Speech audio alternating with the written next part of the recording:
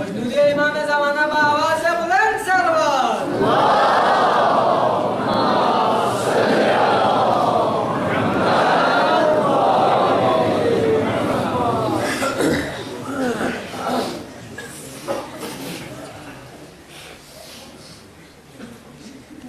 بصير بالعباد ما شاء الله لا حول ولا قوة إلا بالله العلي العظيم حسبنا الله نعم الوكيل نعم المولى ونعم النصير أعوذ بالله من الشيطان الرجيم بسم الله الرحمن الرحيم الحمد لله الذي هدانا لهذا وما كنا لنهتدي لولا أن هدانا الله لقد جاءت رسل ربنا بالحق والصلاة والسلام والتحية والإكرام على سيدي أسلم ما في الوجود سر الله وفي كل موجود نقطة الدائرة الوجود صاحب اللواء الحمد والمقام المحمود مولانا ومولى الثقلين جد الحسن والحسين بالقاسم محمد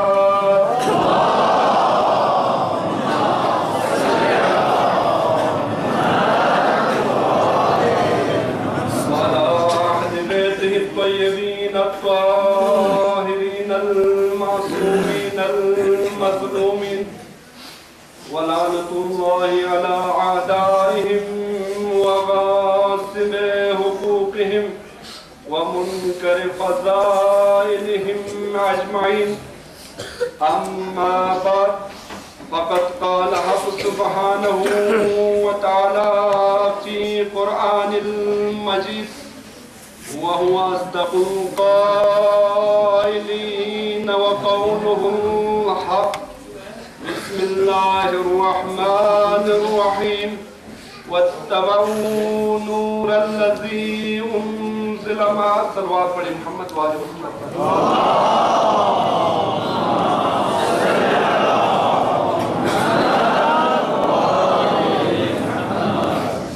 خالق کائنات کا لاکھ لاکھ شکر ادا کرتا ہوں جس ناچیز کو آپ لوگوں کے چہرے انوار کی زیارت کا شرف حاصل ہوا. دوسری سعادت دو محترم علماء اور اساتذہ مدرسہ کی موجودگی میں ایک ادنا سا طالب زیر ممبر ہو کر گفتگو کرنا یہ بہت بڑی سعادت ہے. لیکن میں سماعت السید سے گزارش کرتا ہوں انشاءاللہ کچھ غلطی ہو گئی تو اس کی تصدیق کریں گے. میں نے اپنی مجلس کا عنوان نور محمد و علی رکھا ہے کہ محمد و علی ایک ہی نور سے ہے. تو میں ثابت کروں گا کہ اس ایک نور سے ہے. وَاتَّبَعُوا نُورَ الَّذِي أُنزِلَ مَعَهُ پروردگار عالم ارشاد فرماتا ہے اتباع کرو نور الذی اس نور کا جس کے ساتھ ایک نور کو نازل کیا گیا. نگاہ قدرت میں نگاہ پروردگار عالم میں ایک ایسا نور ساتم ہوا جو دوسرے نور کے ساتھ منسلک کیا گیا ہے. دیکھیے کہ یہ نور جو رسول اللہ کا ہے دوسرا نور علی مرتضی کا ہے. نگاہ قدرت میں عظمت نبی و علی وہ ہے جو وجود مرکز انوار ہو، ملکوت اشیاء، علم الہی کا خزانہ، صاحب اسم اعظم، مظہر اوصاف، کمالات الہی، صاحب خلافت الہیہ ہو تو اس کے تصرفات، اعجازات، کمالات اور کرامات کا کون احاطہ کر سکتا ہے؟ نبی اس محکم اور مقدس شخصیت کا نام ہے جس میں تمام بلند ترین اسباب موجود ہو۔ جو قوم و قبیلے میں بلند، حسب و نسب میں برتر، سخاوت میں اپنی مثال آپ، شجاعت میں بے نظیر ذہن، ذکاوت میں اکمل ترین، یعنی تمام فصاحۂ عرب سے فصیح تر ذات محمد میں فراوتنی و انکساری اس درجے موجود تھی کہ آپ اپنے پھٹے ہوئے کپڑوں کو خود اپنے ہاتھوں سے پیون لگاتے تھے، اپنی نالین کی اصلاح خود نفس نفیس کرتے تھے، اونٹوں کو اپنے دست مبارک سے گھاس دیتے تھے، بیٹھ کر کھانا تناول فرماتے تھے، غلام کی دعوت پر شرف قبولیت بخشتے تھے۔ اسی لیے پروردگار عالم نے قرآن مجید میں اعلان کیا وَمَا أَرْسَلْنَاكَ إِلَّا رَحْمَةً لِلْعَالَمِينَ۔ اب سننے والوں، میرا محمد پوری عالمین کا رب ہے۔ بس یہاں پر ایک جملہ کہنا چاہتا ہوں، اگر پروردگار عالم عالمین کا رب ہے تو یہ محمد عالمین والوں کا نبی ہے۔ اگر اللہ تعالیٰ غار والوں کا رب ہے تو یہ میرا محمد غار والوں کا نبی ہے۔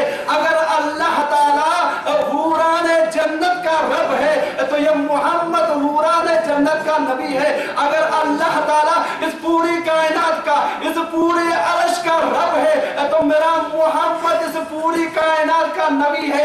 اگر اللہ تعالیٰ فرشتوں کا رب ہے تو یہ محمد فرشتوں کا بھی نبی ہے۔ اگر اللہ تعالیٰ نبیوں کا رب ہے تو یہ محمد نبیوں کا بھی نبی ہے۔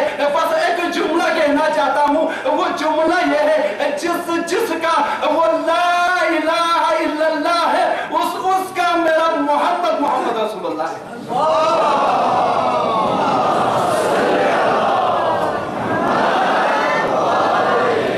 سمجھنے کی کوشش کرے محمد مصطفیٰ کس مقام اور کس منزل پر ہے۔ مسلمان ہے نا، ہم دیکھیں تمام کائنات میں جتنے بھی مسلمان ہیں، ایک بات چیلنج کر کے بتا کے جا رہا ہوں آج، جتنے بھی مسلمان ہیں تین چیزوں پر اختلاف نہیں رکھتے ہیں۔ تین چیزوں پر کائنات میں جس کونے پر بھی جو مسلمان کا دعویٰ کرتا ہے وہ تین چیزوں پر اختلاف نہیں رکھتا۔ مجھے آپ بتائیں گے وہ تین چیزیں کون سی ہیں؟ آپ نہ بتائیں تو میں بتا کے جا رہا ہوں۔ دیکھیں پروردگار عالم کے وحدہ لا شریک ہونے پر کسی بھی مسلمان کو انکار نہیں ہے۔ اس مجمع میں کوئی اٹھ کے بتائے کہ وحدہ لا شریک کے ہونے پر کسی کو انکار ہے؟ نہ، کہیں پر بھی نہیں ہے، چاہے کسی بھی مذہب سے تعلق رکھتا ہو، لیکن شرط یہ ہے کہ وہ مسلمان ہو۔ دوسری چیز پیغمبر محمد مصطفیٰ ہے جس پر تمام مسلمان پر مل کے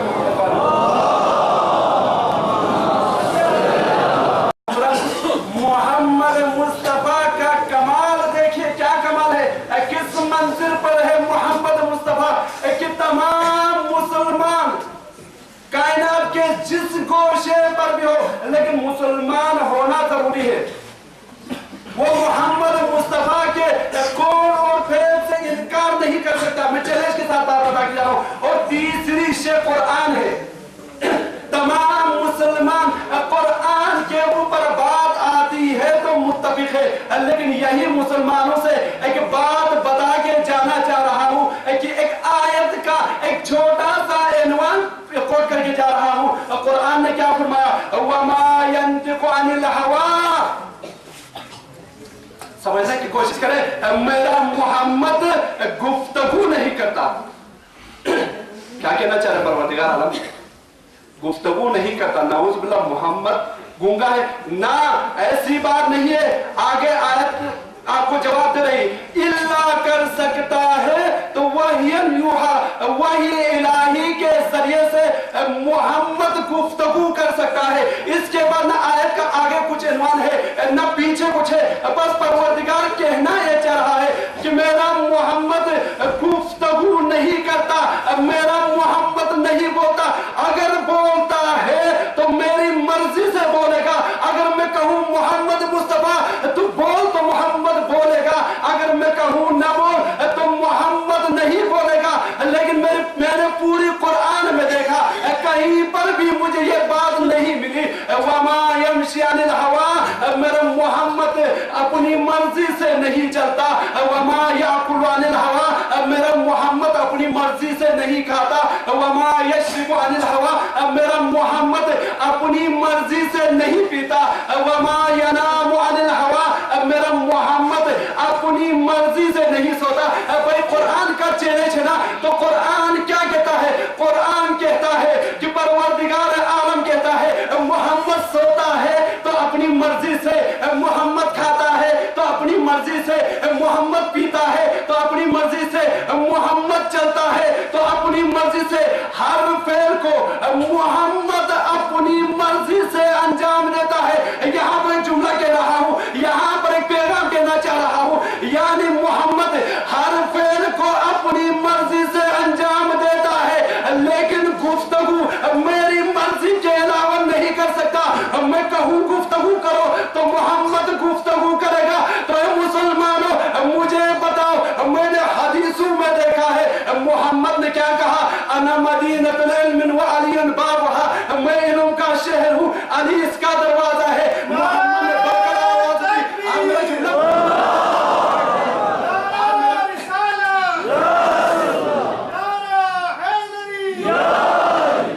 جملے کو سن کے ہم نعرہ لگائے خدا آپ کو صحت سلامت رکھے.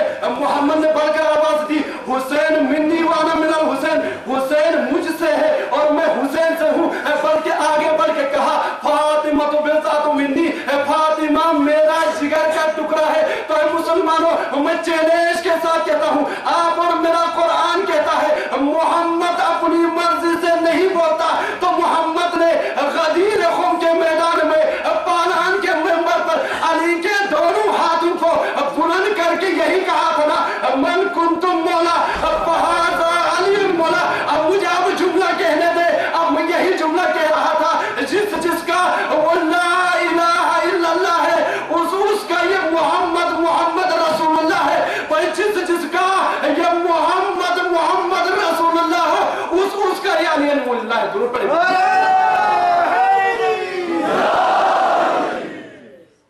سلامت رکھے, مل کے باآواز بلند درود پڑے.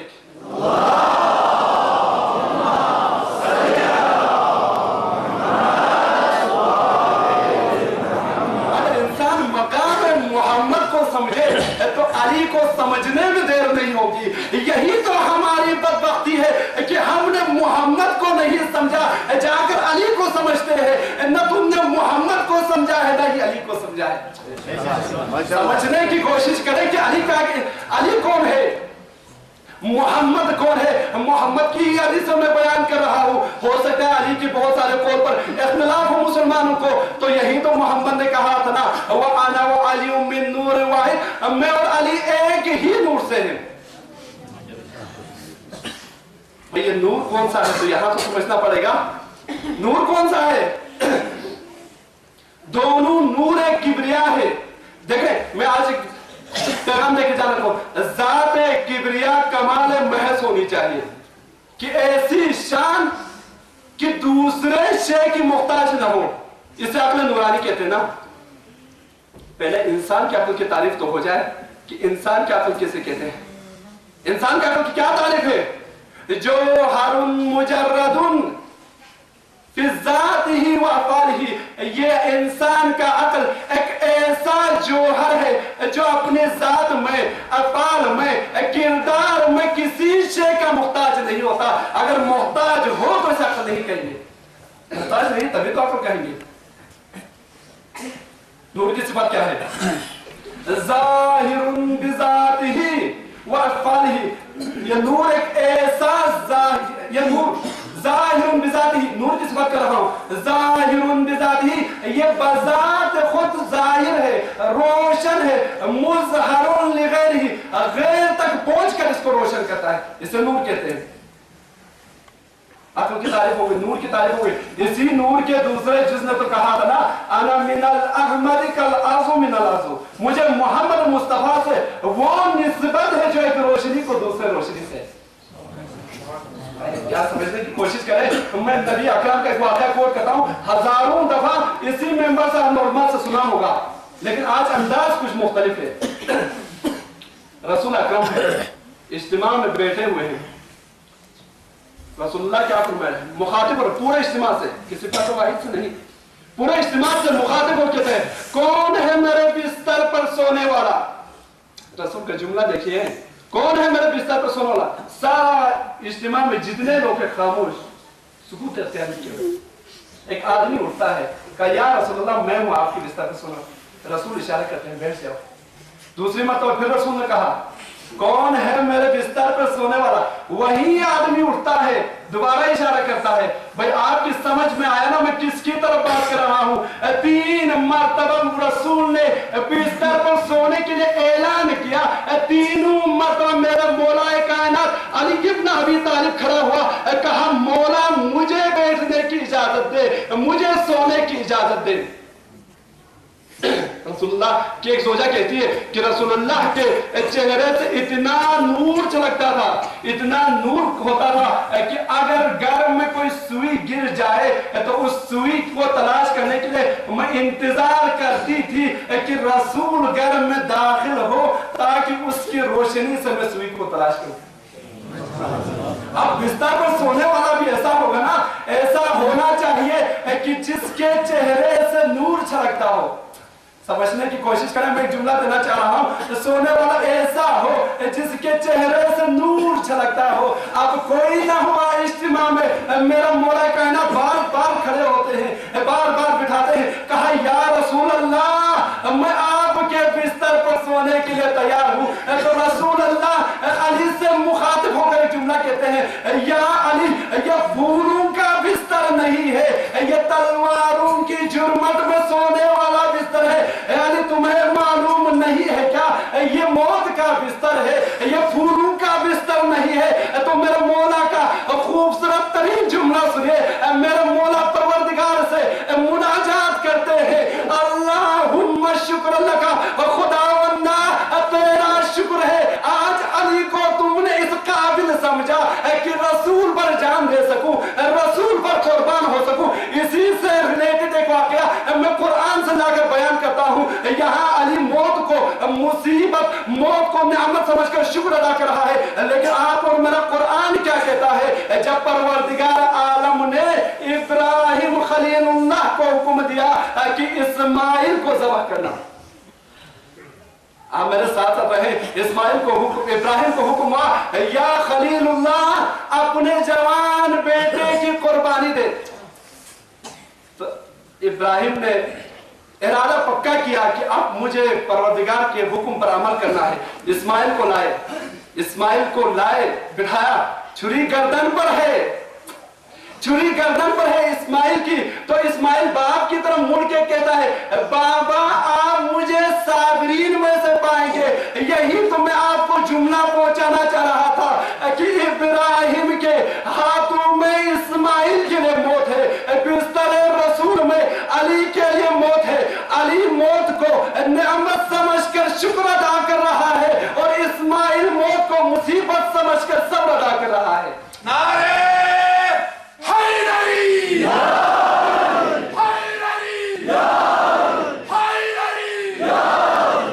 میرا مولا کا کردار دیکھیے کتنا کمال ہے، رسول پر جان دینے کی باری آئی تب بھی شکر ادا کر رہا ہے، تب بھی شکر ادا کر رہا ہے۔ ہزاروں علماء سے ہزاروں مرتبہ آپ نے یہ بات بھی سنی ہوگی، میں ایک شاگرد ہوں، ایک چھوٹا سا طالب علم ہوں، استاد کی موجودگی میں فقط اور فقط اپنی یاد کیا ہوا تعلیم کو آپ کو دینا چاہ رہا ہوں، جو یاد کر کے آیا ہوں۔ ذرا سنیں نا، رسول اللہ کے شانے پر مہر نبوت کا نشان تھا نا، آپ گلی سے گزرتے تھے تو وہاں پر خوشبو باقی رہتی تھی،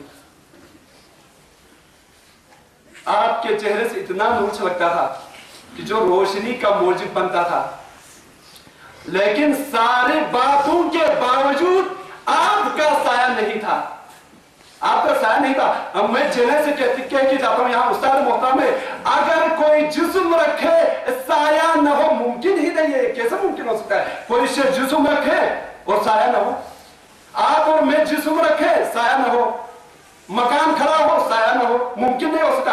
यानी हर शय जो जिस्म रखे उसका साया होना जरूरी है, जरूरी है। यानी क्या रसूलुल्लाह का साया नहीं था? भाई रसूलुल्लाह का साया क्यों नहीं था? यही तो आपको बता के जाना चाह रहा हूं, मेरे रसूल का साया नहीं था। भाई साये का मतलब समझे, फिर देखिए रसूल का साया क्यों नहीं था। जब मैं आप चलते हैं तो साया साथ चलता है, बैठ जाए तो साया साथ बैठ गया, लेट जाए तो साया साथ लेट गया। यानी हर मकाम में साया इंसान के साथ होता है। यही तो रसूल का कमाल है। देखिए रसूल अल्लाह का साया नहीं था, क्यों नहीं था? जहां पर रसूल ने चलना शुरू किया मेरे मौला साथ चले, जहां रसूल बैठे वहां मेरा मौला साथ बैठे, जहां रसूल ने उठा वहां पर मेरे मौला साथ उठे, जहां रसूल सोए वहां पर मेरे मौला साथ सोए। अब आप इंसाफ से कहना, जुमला देके जा रहा हूं, जो रसूल अल्लाह के बिस्तर पर सोकर रसूल की जान बचाए वो हकदार खिलाफत है, या जो रसूल को मैदान में छोड़ के भाग जाए वो हकदार खिलाफत? नारा हैदरी, हैदरी। देखे ना, मोहब्बत की इंतहा खत्म हो जाती है रसूलुल्लाह पर। मोहब्बत की इंतहा है। मैंने अपने अब्बास की मजलिस में मोहब्बत और अहले बैत और ईमान के मौजू पर डिस्कस कर रहा हूं। इंशाल्लाह कल की मजलिस से भी वहां पर गुफ्तगू तफसील होगी, लेकिन यहाँ पर एक जुमला बता के जाना चाह रहा हूं। मौला कायनात का देखिए मोरे मौला मोहब्बत पर कितना ईमान रखते हैं कि रसूल से ऐसी मोहब्बत कर रहा है, जान जाए तो शुक्र अदा करे, कुछ भी परवाह नहीं है, लेकिन रसूल पर फिदा होना चाह रहा है। यही तो हदीस का इन्वान है, मन अशक शैअन अम्मा मोहब्बत जब जुनून में आ जाता है इंसान, मोहब्बत में बेख्तियार हो जाता है तो वो अंधा और बहरा हो जाता है। यही तो हमारा भी कमाल है, हमें न कुछ सुनाई देता है, हमें कुछ दिखाई देता है। हम उठते हैं तो अली के लिए, हम बैठते हैं तो अली के लिए, हम बोलते हैं तो अली के लिए, हम मरते हैं तो अली के लिए, हम जीते हैं तो अली के लिए। खुदा हमें मत बताओ कि नमाजें पढ़ो, बस इतना बता दो कि अली ने नमाज पढ़ा है कि नहीं। खुदा हमें मत बताओ कि रोजे रखो, बस इतना बता दो कि अली ने रोजे रखे कि नहीं। खुदा मत बताओ कि अताअत खुदा करो, बस इतना बता दो कि अली ने अताअत खुदा किया है कि नहीं। खुदा हमें मत बताओ दीन पर अमल करो, शरीयत पर अमल करो, बस तू इतना बता दो कि अली ने दीन पर शरीयत पर अमल किया है कि नहीं। बस जो जो मैं अली के लिए समझता जाऊंगा कि महाल है कि मैं अली से मोहब्बत करूं और अली के कौल पर अमल न कर सकूं। दोनों बड़े मोहम्मद वाले मोहम्मद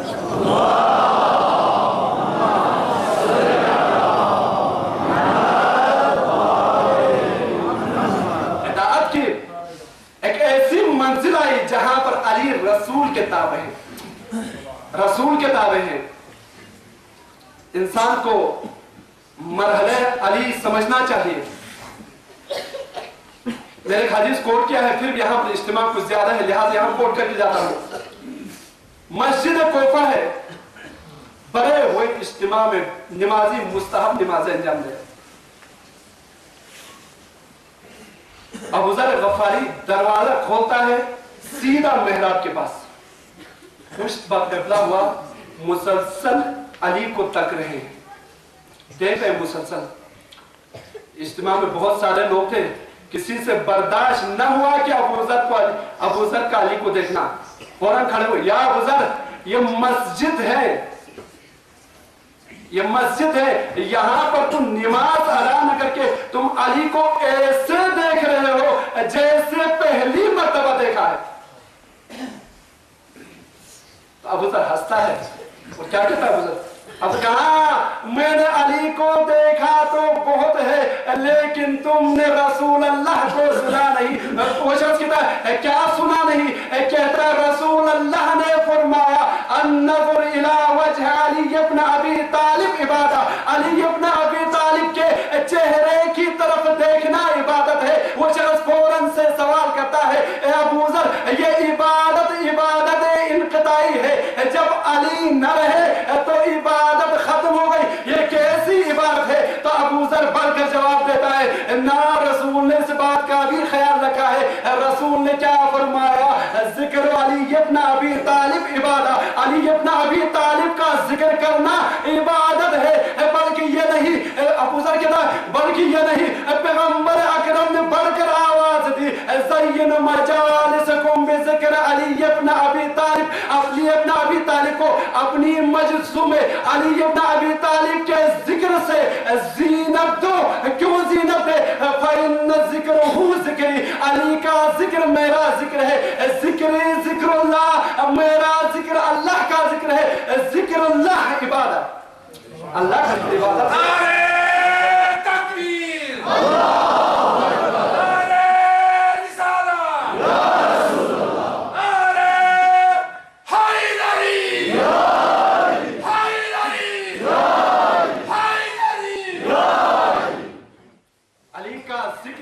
ہے۔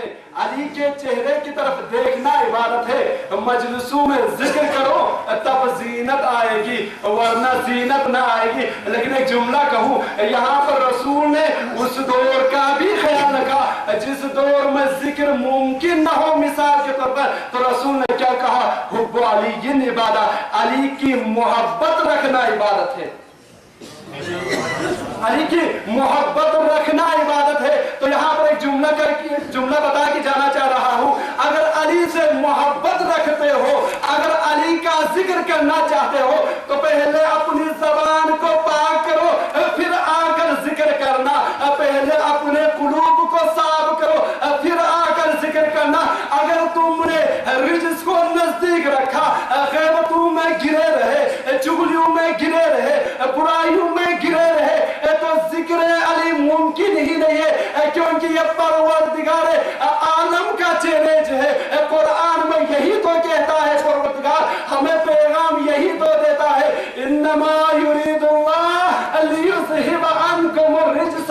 پروردگار کہنا یہی چاہ رہا ہے، بس اللہ کا ارادہ ہے کہ ہر رجس کو اہل بیت سے دور رکھے گا۔ اب مجھے خود معلوم نہیں کہ رجس کیا ہے، لیکن اتنا بتاتا جاؤں کہ قرآن نے یہی تو بولا ہوگا نا کہ جھوٹ بولنا رجس ہے کہ نہیں، گناہ کرنا رجس ہے کہ نہیں، نامحرموں کو دیکھنا رجس ہے کہ نہیں۔ ہر فعل جو برائی سے جڑا ہوا ہو وہ ہر فعل رجس ہے۔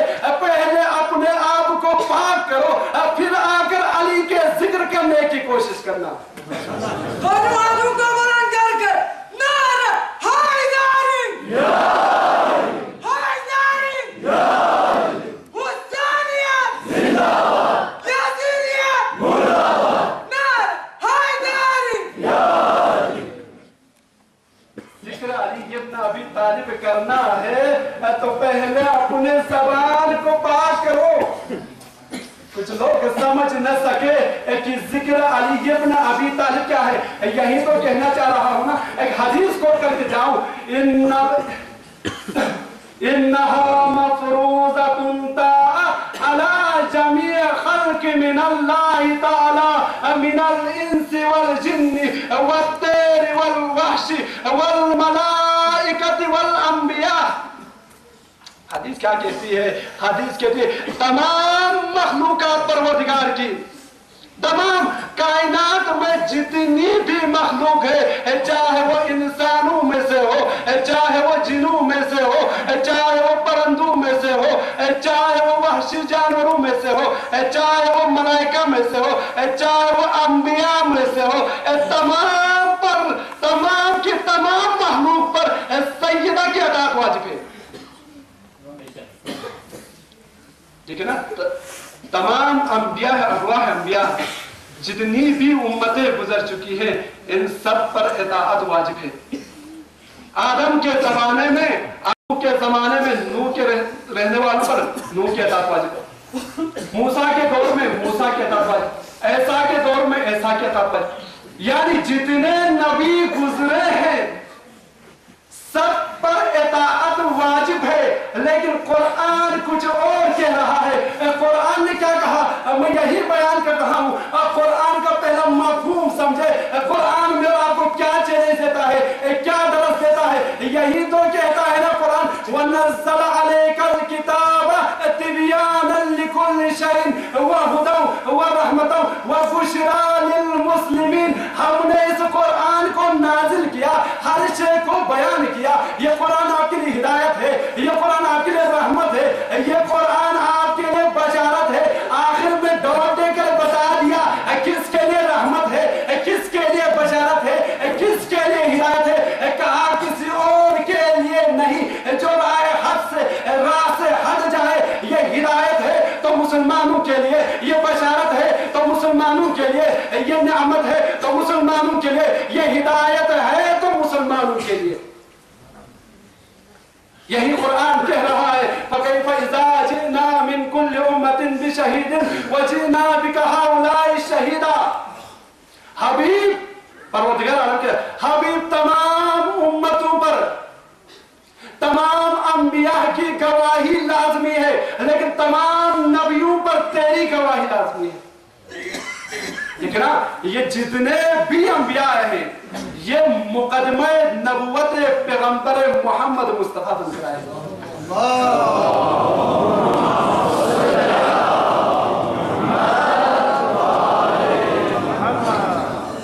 محمد مصطفیٰ بن کر آئے ہیں نا،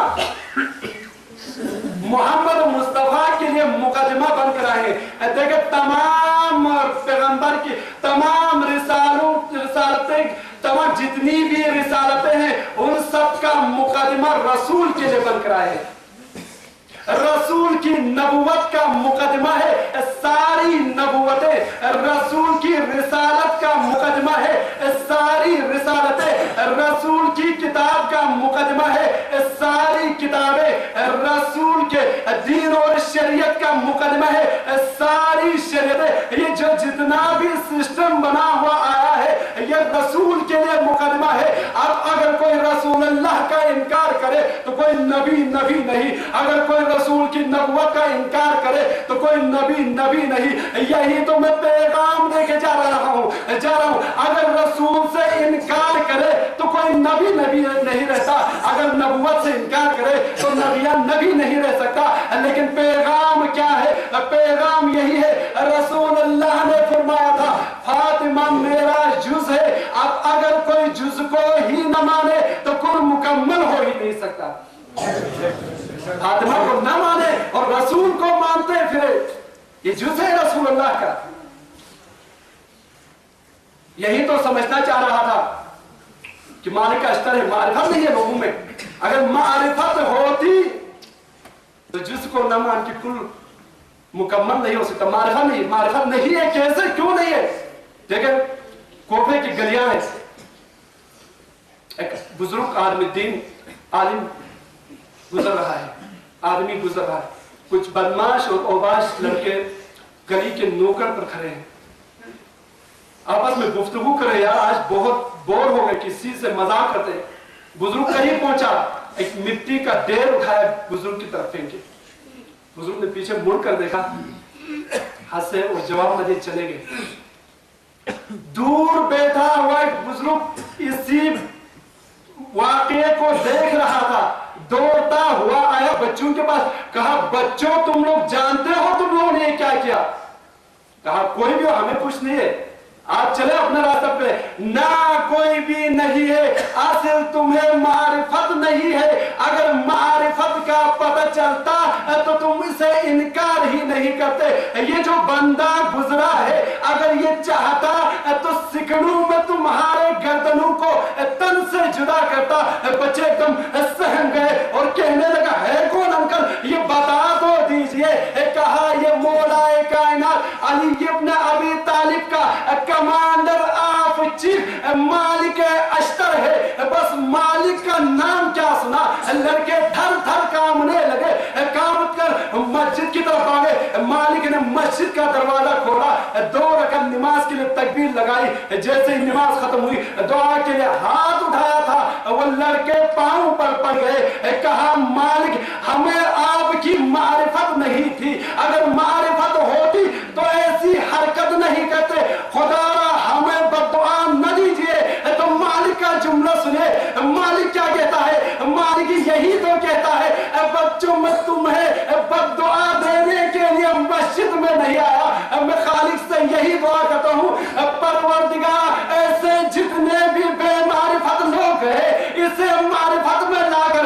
اسے ہدایت میں لا کر دین کے راستے پر چل دے پیغام دے رہا ہے مالک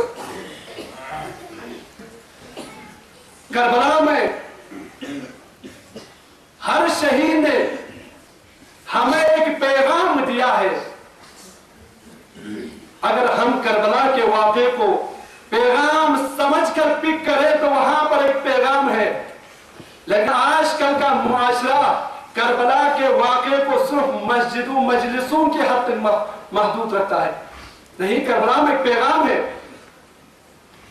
کربلا کا ہر پیغام میں اور آپ کے لیے سبق آموز ہے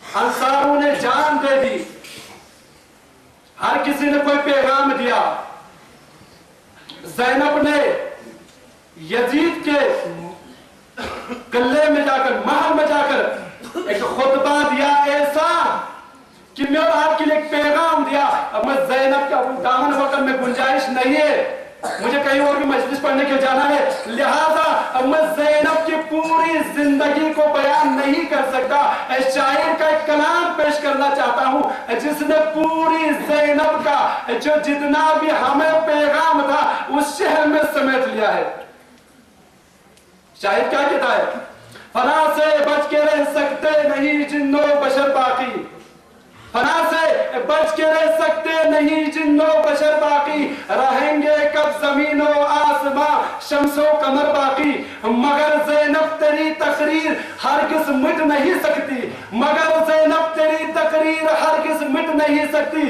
قیامت تک رہے گا تیرے خطبے کا اثر باقی زینب نے خطبہ جو دیا میں اور آپ کے لیے جو پیغام دیا تھا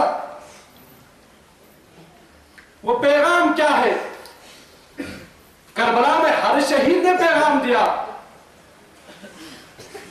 آج جوان علی اکبر کی مجلس ہے تو مجھے بہت سارے مومن و مومنان نے اجتماع سے دعا کے لیے پرچیاں دیا ہے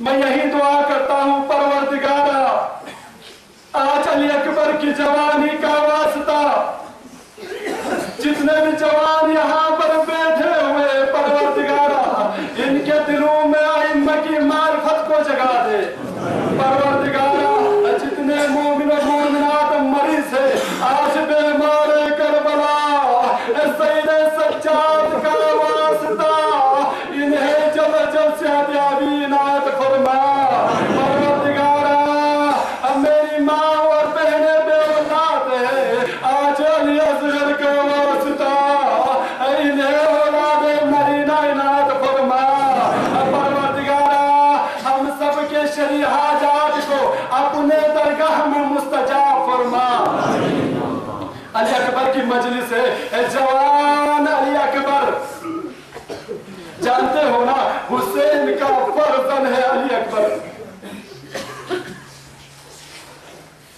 کیا پیغام دیتا ہے علی اکبر بابا کے پاس جاتا ہے بابا سے بار بار اکبر یہی کہتا ہے کہ بابا مجھے جنگ کی اجازت دیجئے میں نے ابراہیم خلیل اللہ کا واقعہ آپ کو ابھی کوٹ کیا تھا کہ ابراہیم خلیل اللہ نے اسماعیل کو ذبح کرنے کے لیے لایا تو اسماعیل کے ہاتھ ابراہیم کے ہاتھ کامنے لگے کیوں نہیں کامتے آخر جوان بیٹا تھا نا ابراہیم کا ابراہیم کے ہاتھ کامے اسماعیل نے ابراہیم کی طرف دیکھا کہ وہاں بابا آبا کو بربتیاں باندھ لیجئے کیونکہ کوئی صحیح باپ اپنے جوان بیٹے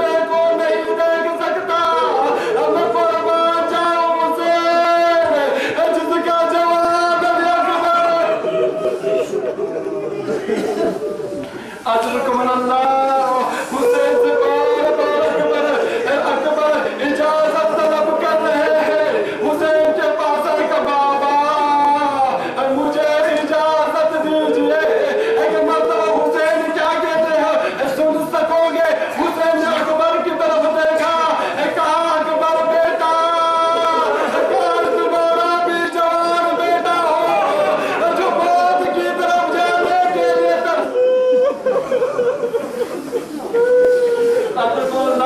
हुसैन ने कहा बेटा मुझे मजबूर न करो जब भी मुझे नाना की याद आती है मैं तुम्हें देखता हूँ बाबा की याद आती है मैं अब्बास को देखता हूँ मुझे अपने भाई आजम की याद आती है मैं कासिम को देखता हूँ बेटा अब कासिम न रहा